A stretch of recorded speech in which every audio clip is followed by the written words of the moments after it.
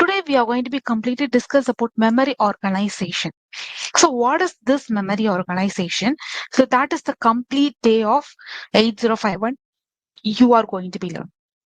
If you just take it, guys, so if you are going to be take any microcontroller, for example, you just take a different type of microcontroller is there. So whatever the microcontroller is, it just definitely having a memory.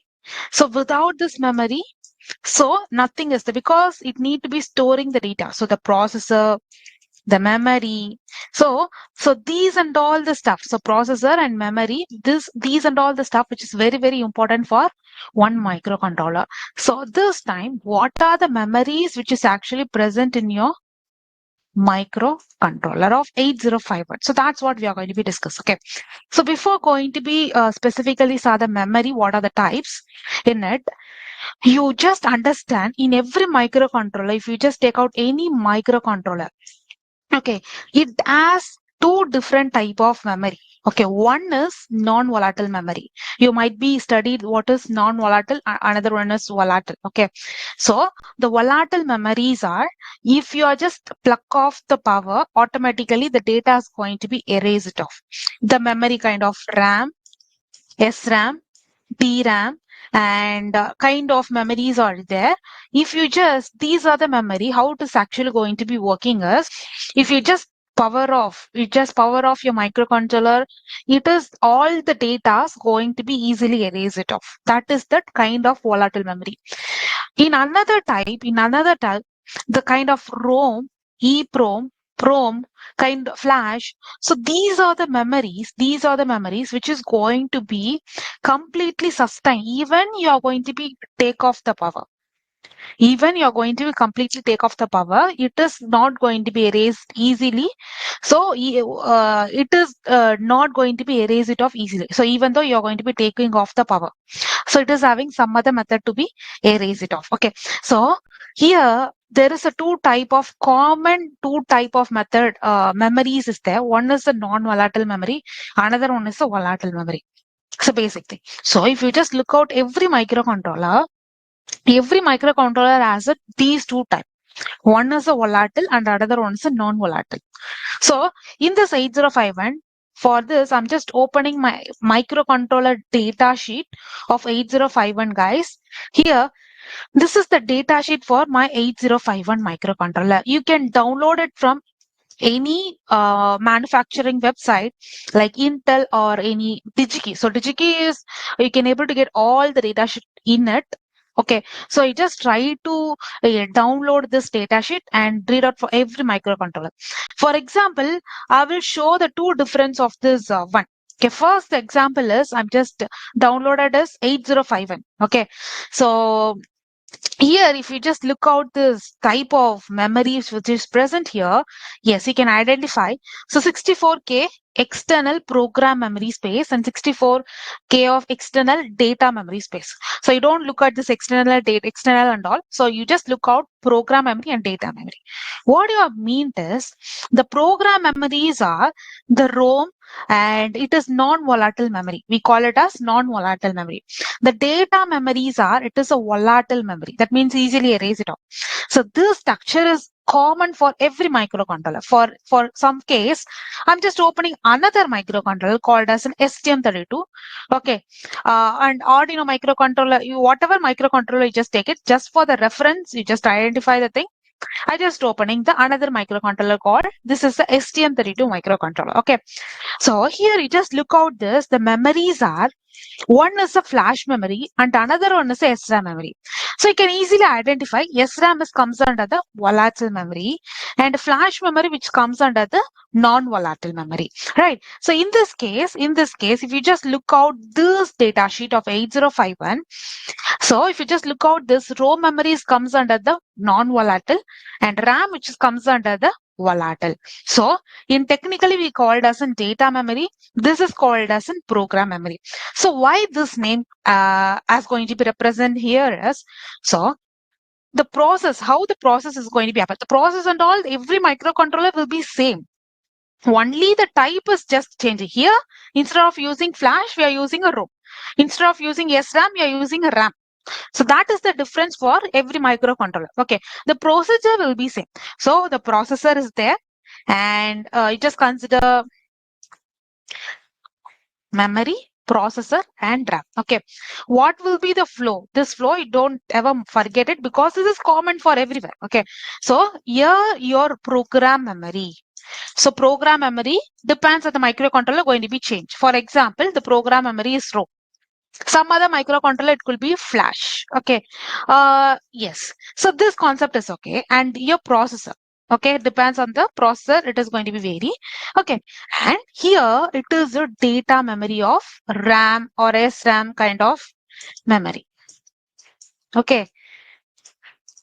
In this case, when you're going to be start to process, when you're going to be write the code on your IDE and upload the code, upload into your complete microcontroller. So these and all the things and all called as a microcontroller because your processor, memory, and other peripherals or combination of all the peripherals is going to be called as a microcontroller, right?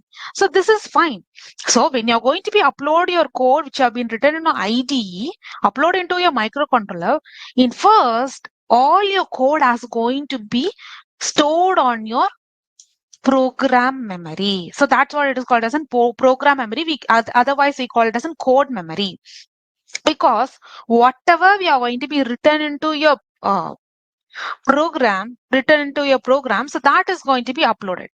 Okay, uploaded on this memory. Okay, so whenever, why it is actually going to be stored? So whenever I want to be fetch the data, I can able to do. Okay, so it is constantly going to be stored. So if I want to be erase it, I just erase through my program. Okay, so I can easily erase through my program. Okay, here, what I'm going to be do is, first of all, I want to be fetch the data. It is going to be fetch one instruction. So why it is called as a data memory is when the processor started to process your instruction. For example, if it is want to be processed the two data called as an add A comma B. So for specific time, for minimal time, it is going to be store some data for temporarily. Okay, so temporarily it is storing the data. Okay, the final output of the data is going to be stored in different register called as an SFS.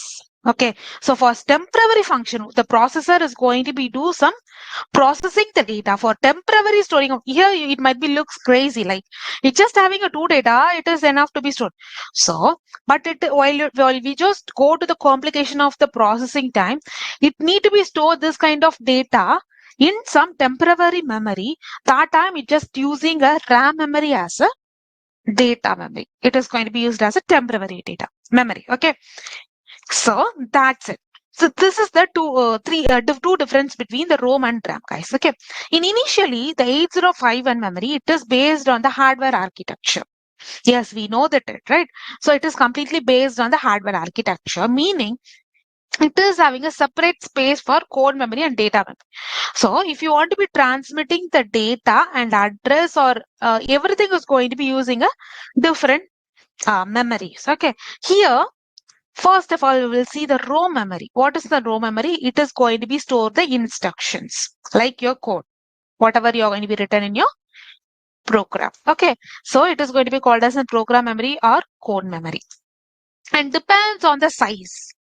Okay, first of all, here you are going to be understand the other concept in this 8051 chip. In this 8051 chip, the processor and your memory, there is a two type of memory is called as an ROM and RAM. Okay, so what is the size of ROM? It is a 4 kilobyte. You can able to store the data up to 4 kilobyte. What is the size of RAM is? It is 128 bytes. Okay, this is fine. But in case if you want to be enough, you are not enough with this 4 kilobytes. Inbuilt memory size is 4 kilobytes. But if you are not enough with this 4 kilobytes, you can able to extend your memory up to 64 kilobytes. That is completely externally. Okay, for that we can extend with the external ROM using PSEN signal.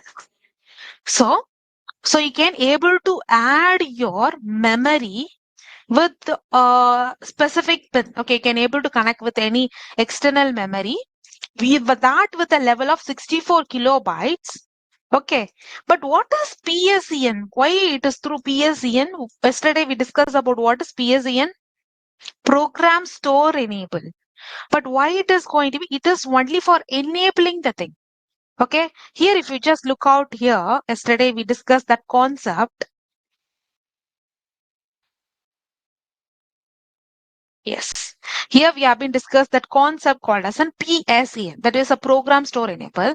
What it is actually trying to tell, so whether you're going to be using an external memory, whether using a external ROM or RAM, so that you're going to be tell.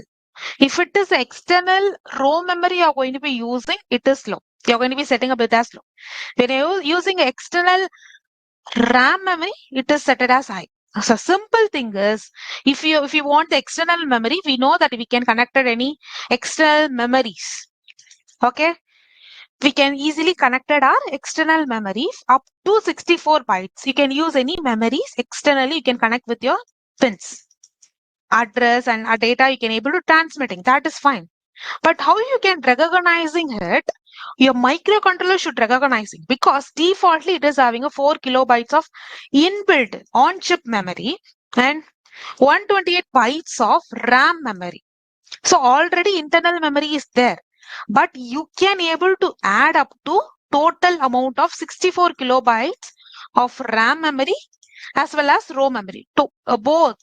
So you can able to add ROM of up to 64 bytes, RAM of up to 64 bytes. So initially the level is 10. Okay, so here what can I do? I can able to add it. Okay, I have added my external memory, but how can I representing? Because of PSEN. When you're going to be already, if you're using external memory or not internal memory, you're going to be enabling another pin called as an EA pin. So that also we have been discussed on yesterday, right? Whether you're using an internal pin or external pin. So how you're going to be representing, that is going to be helped with the help of the EA pin. So if you're using an external pin, you're going to be make it as low. If you're using an internal memory, that time you're going to be make it as high. Okay, here you can able to see the logic clearly. So I'm going to be using external memory. I'm going to make it as low. Okay. Here, what I'm going to be do, I'm going to be make my external pin as low because I'm going to use external memory. You can able to see the flow. So here, the previously EA pin, I'm just make it as 0. That time I can do, I can able to use the external memory. You should connect physical external memory to storing some data. Okay. After you just enable it, microcontroller as well known, user is trying to get storing the data to the external memory. That is good. But another thing is this PSEN, that is a program store enable, that is going to be tell whether you're going to use the ROM or RAM. Okay, when you're going to be use it as 0, so it is going to be use the based on the ROM or RAM you're going to be use. Okay, so in that external memory, whether you're going to be using ROM or whether you're going to be using RAM. So depends on that it is going to be work. Okay, and yes. And next important point guys, so what it is actually purpose? What is the actual purpose of this RAM? You can able to fetch the data from the memory of program or code memory. So CPU can able to fetch the data only on this one, not the data memory. Data for the temporary data going to be stored. And another thing is, if you're writing a LED code, so you just blinking, okay, you're trying to blink the LED code, the complete code going to be stored in your ROM memory. While at the process of just toggling the bit, if you want to be I just want to be toggle my bit. Like I just want to be store my specific temporary data. That time you are going to be use the RAM memory. Okay, until unless you just store in this row, guys. So you just don't confuse it, because this RAM and ROM and all, which is having a separate memory layout. So both are having a different layout. Like it just having a dot BSS, dot data, dot text, heap, and stack. Okay. And same RAM is also having same kind of thing. Okay, only dot RO initialize only is not available there. Okay, some section is not available. So one day we will see the specific concept of memory layout. If you are writing your code, own code, like starting from your hash include to your return 0, for example, whatever the functions library, whatever the functions variable you have been using, each which is having a separate construction. Okay, so depends on that, your complete thing is going to be stored. Okay, so it is defaultly having a sections called as an where your global initialized data going to be stored. Okay, where your global uninitialized data going to be stored. For example, if you are just initializing int value means this is called as an uninitialized variable because you are not initialized with anything. So that time it is going to be stored one section. Okay, so like BSS kind of thing. And if you just initializing with this value called as an int value is equals to 0, so it is initialized. It is going to be stored in a different section called text. Okay, and you are just having a function call, or you are just initializing just one variable inside your main function. That is going to be called as a global variable. Global variables and function calls. So these and all the things you're just using a stack memory. Okay, so heap means whenever you're using a array kind of thing, that is going to be stored here. And whenever you are using a constant function, constant variables, you're just declaring the constant variable. You're just having a separate section called as an RO initialize section. So kind of all the data which is having a separate section like this. This is called as a memory layout. So one day we will separately discuss about this memory layout. So same kind of sections will be there because I am just collect all the data to my ROM memory. Okay, to my ROM memory. While I need to be processed, all the data going to be processed because int value means I need to be stored int value. So same section is going to be available in RAM memory also. Okay. So we will see this one. Okay. So this is how it is going to be storing your data, guys. And next one is a RAM memory. So this RAM memory, which is going to be store the temporary data. Only the temporary data is going to be storing here. And in the standard 8051, which is having a 128 bytes of data, it is can able to store it. Okay. And what will be the size?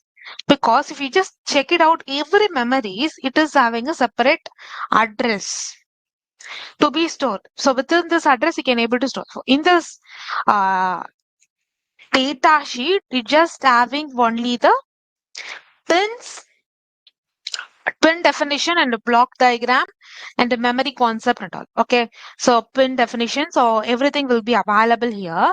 You just check out the user manual of 8051. Okay, I'm just opening that user manual right now for you. So this is called as an 8051 user manual. So how it is having a different memory, if every microcontroller having a different memory like ROM, non-volatile and volatile, that's how for every microcontroller, you just download the data sheet plus user manual or reference manual, they call it as. So these two very, very important. If you want to be completely understand your microcontroller, like pin block diagram, how it is actually inside the microcontroller and what are the pins available, what is the purpose of pin. So if you want to be understand these concepts, you can able to watch on this, you can able to get the data through this data sheet. If you want to be understand the register, core level register, what is the register which is present in your processor? Okay, what is the register which is present in your ADC? Because if you just taking this is a ADC inside, you can able to see a lot of registers is there. The register which is made up of flip-flop. Okay, so that register, if you want to be watched out, that is going to be available in this user manual or reference manual. You can able to complete data, can able to get it through this. Okay, you can able to completely get all the data only through this one. Okay, so here we are going to be learn how much we can able to extend it. Same concept.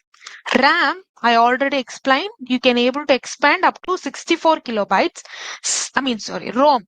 So same, this RAM, you can able to extend the memory up to 64 kilobytes. So this is the address of level. That means from this address to this address. If you just watch it out, it is having a different section, internal memory layout. So this is the starting address to ending address. So these are the registers which is actually present inside the RAM memory. Okay. So we will see this one. So we will see the complete.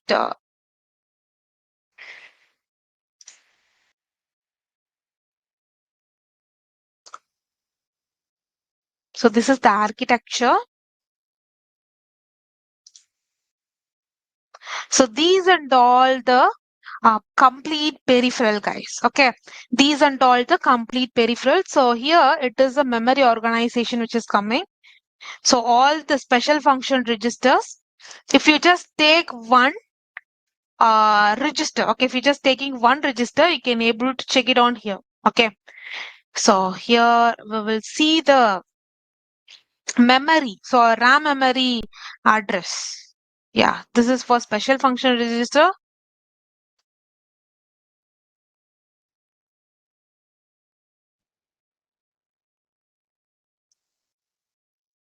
Give me a minute. Yeah, I found it out. So here, this page, it is specifically for RAM memory. Okay, what is the size of RAM memory? If you just see above them, it is for ROM memory also available. Okay, you just see here, guys. Yeah. So this is called as a program memory size. That means it is for ROM memory. Okay. This is for ROM memory. So this ROM memory actual size is 4 kilobytes.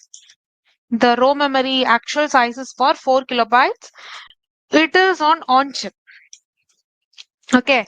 But if you want to be extend, so if you want to be configuring only the on chip memory, okay, on chip memory, that 4 kilobytes of memory, that memory size is this 0 to 0 FFF. Okay. And if you want to be extended,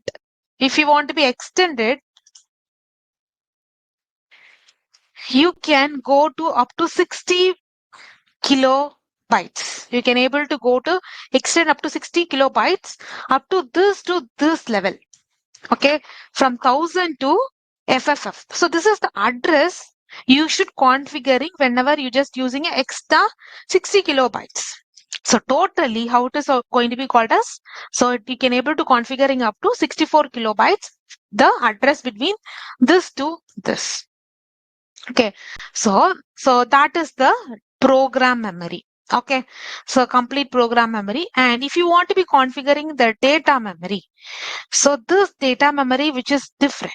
Okay, so because it's just having a different section. It's just having a different section. So that section I'm going to be explaining right now. Okay, I'm just opened this section for you. So inside this section, we are having a three different register and place. So that are first of all, register bank and bit addressable area, general purpose register. So these three and all very, very important thing. So here the register bank, what is register bank? What is the speciality is the register bank, which is going to be taking a 32 bytes, which is actually going to be taking a 32 bytes. If you just look out this memory data sheet, you can able to find it out. It's just starting from 00 to 1F. So this is the starting address to ending address of register bank. It's just having a 4 register bank. Each have 8 bytes.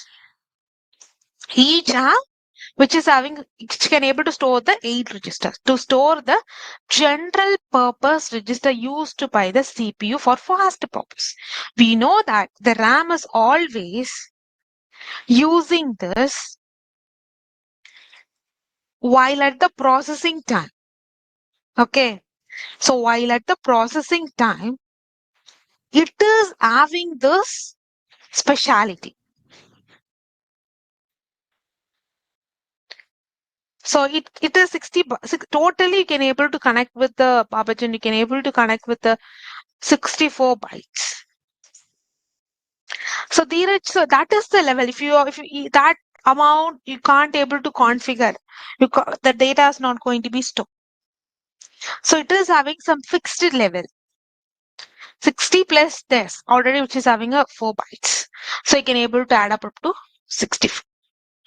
So the thing here it is, so why we are go to this RAM memory is just for to processor going to be storing the data for temporarily. So it is very fast operation. So instead of you might be have the question, so why in first class while you're going to be discussing this concept, why this ROM is not going to be using RAM is using the processor for to be processed because it is fast processing. Okay, if you want to be process high amount of data, you just simply store this register bank, that is R0 to R7. For each, totally it is having a 4 banks, like bank 0, bank 1, bank 2, bank 3. Okay, so each bank which is having a 8 register going to be stored. So each having a different address. So 00 to 07, 08 to 0F. So if you want to be store the data on the 0th bank, means you're just configuring the address of 00 to 07. So in between you can able to storing the data. You can able to store up to 8 bits of data. In second bank, you can able to store the up to 8 bits of data, up to this 4 banks. So whenever you want to be do the fast operation, you just go to use this register banks. And why needed? So why needed means he used almost every instructions like this. So whenever you want to do the multiple tasking, like interrupt kind of thing. For example, you just take it. Yesterday, we simply saw the interrupt concept, like what is interrupt? So when the two, your processor or any peripheral which is communicating, which just process the data, with any peripheral. This is normal communication processing the data. In meanwhile, you just any interrupt, any peripheral which is coming, that is called a third party. Okay, third party of data. This time, you want to be stop this one. So this is kind of ADC, just collecting the data from ADC. Third interrupt which is coming, it is called as an interrupt. You just want to be stop the function, that is the interrupt form. So you just stop the current function and give the priority to the third one. This time, if you want to be store this data, you can able to store through this registers bank. And if you want to be do the multiple multitasking, so at the time you want to be process the multiple data, that is also going to be possible to store the register. That is a register bank. And another thing is bit addressable area. What is bit addressable area? What is the address level? It is 20H to 22FH. Okay, so you can able to see this 20H2 hexadecimal to 2F bit addressable segment.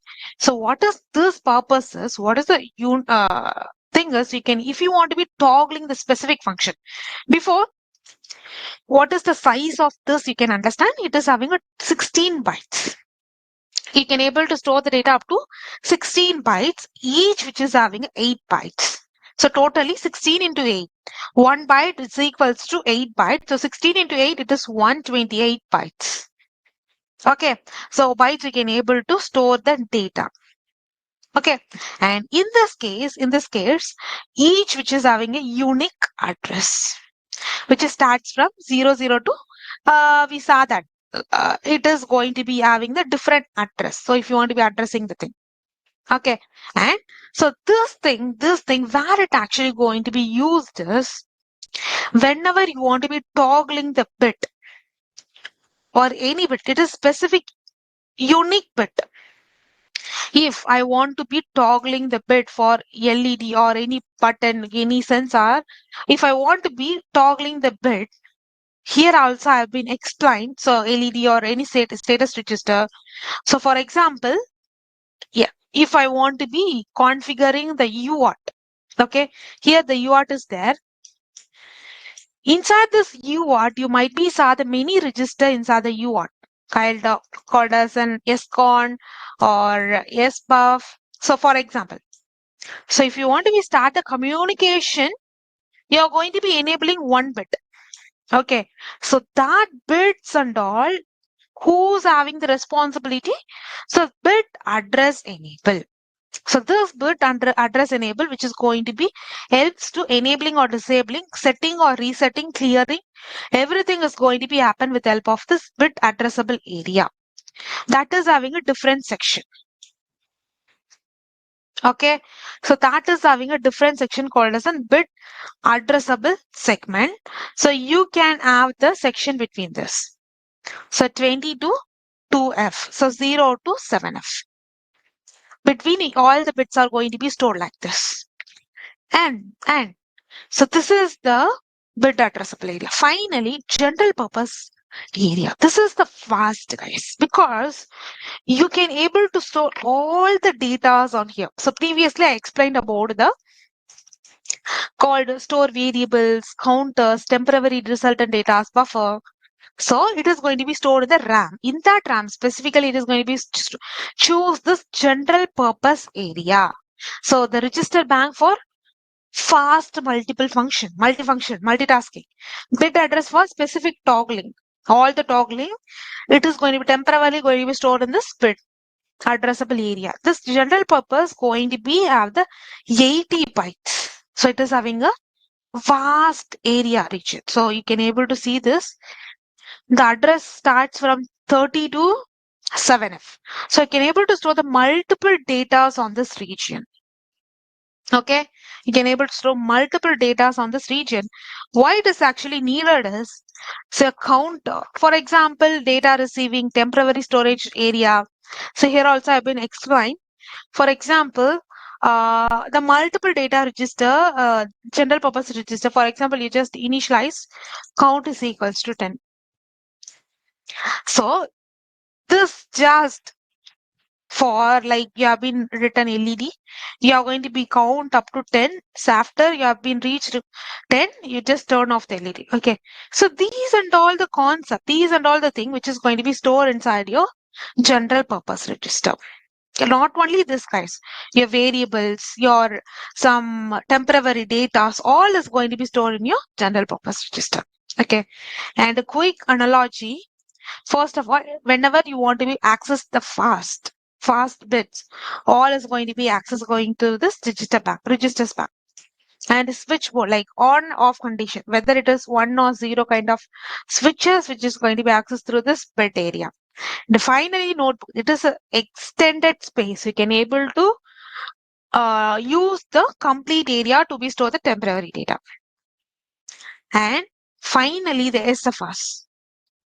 The special function register. What is the special function register functionality is? It can able to control your complete microcontroller working.